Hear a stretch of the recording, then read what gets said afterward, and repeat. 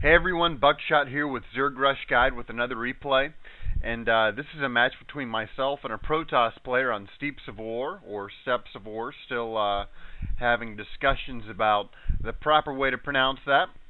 But anyway, this is a small map, and on small maps I normally will use a specific build, which is going up to 10-10 on drones. And then against Protoss, I normally like to put my spawning pool down before I actually create a harvester. And the reason why is because I want to start applying pressure on the Protoss player early. Now, Protoss by far, of all the races, are one of the trickiest ones to rush, because very oftentimes you can overextend the rush. The zealots are extremely strong. And as you can see here, as a lot of Protoss players do, this player, Stubbs, is dropping his pylon very close to his base, and he's eventually going to end up putting a couple of barracks here to warp in some zealots.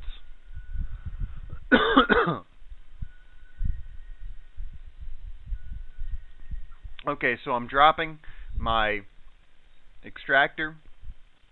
I already have my spawning pool dropped. And now I have an overlord which is about to come out. So I'm spawning my overlord. I'm getting my zerglings out incredibly early in this rush. And actually, this particular build I don't recommend. I actually recommend that you spawn your overlord before your spawning pool. In this scenario, I put my spawning pool ahead of my overlord. And, you know, I've experimented with it, and I think that you should go overlord before spawning pool. It doesn't really matter, I still end up winning this match. And as you can see here, I've got my harvester is already harvesting Vespian gas. And it might be a little bit early for that, but it's ahead of the other player, and that's what's key, is you want to upgrade your units, you want to upgrade your stuff ahead of the other player. So as you can see here, I spawned 6 Zerglings. You always want your units to spawn en masse and to arrive en masse when they're traveling across the map.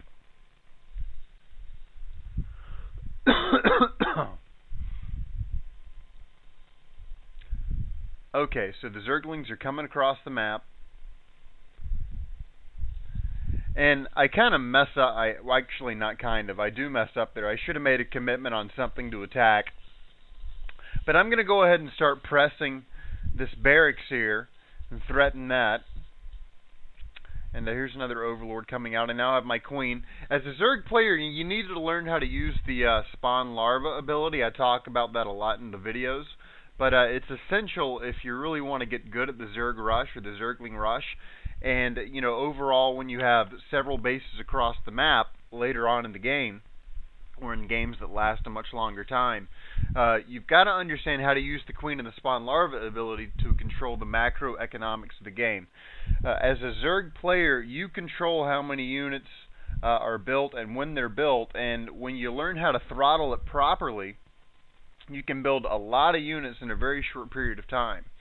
What's tricky about the Zerg, and what you need to learn how to do, is you need to learn how to upgrade your tech tree and get to the higher level units, the tier 2 level units, fast, while still applying pressure with tier 1. And so the Zerglings inside the Zerg's arsenal are great for that, because they can travel across the map quickly, especially once you've researched metabolic boost, which I'm researching right now.